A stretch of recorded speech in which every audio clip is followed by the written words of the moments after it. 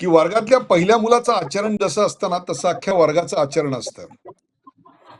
भारताच्या देशामध्ये जी अनेक राज्य आहेत, त्यातलं सर्वात पहिलं येणारं राज्य कुठलं आहे? तर ते महाराष्ट्र आहे. याचं कारण आपण 15% भारताचा जीडीपी या राज्यातनं देतो. जवळपास 49,40,00,000 कोटीचं आपलं एकूण अर्थसंकल्प आहे.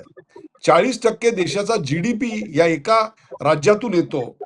यांचं जे दरडोई उत्पन्न आहे महाराष्ट्राचं, ते इतर संपूर्ण भारतातल्या कुठल्याही राज्यापेक्षा सर्वात अधिक जास्त आहे फॉर दॅट साईज.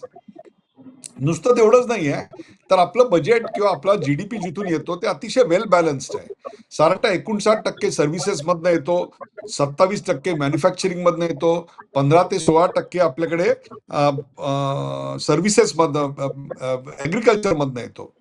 हे सगळं मी तुम्हाला अशा करता सांगतोय की इतकं वेल ऑइल्ड सगळं असताना 35% देशातले ऑटोमोबाईल्स आपल्या महाराष्ट्रात बनतात, 10% ॲग्रिकल्चर देशाचं आपल्या महाराष्ट्रातनं असतं.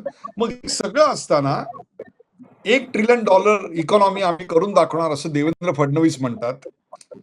दावोसला 30 लाख कोटीचे मला वाटतं करार आपण केले.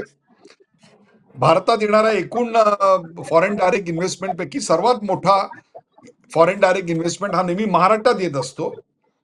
11 लाख कोटीचं कर्ज असलं तरी चिंता वाटत नाही. याचं कारण महाराष्ट्राचे रेव्हेन्यू सोर्सेस, इन्कम, पैसे मिळवायचे मार्ग अतिशय स्ट्रॉंग आहेत.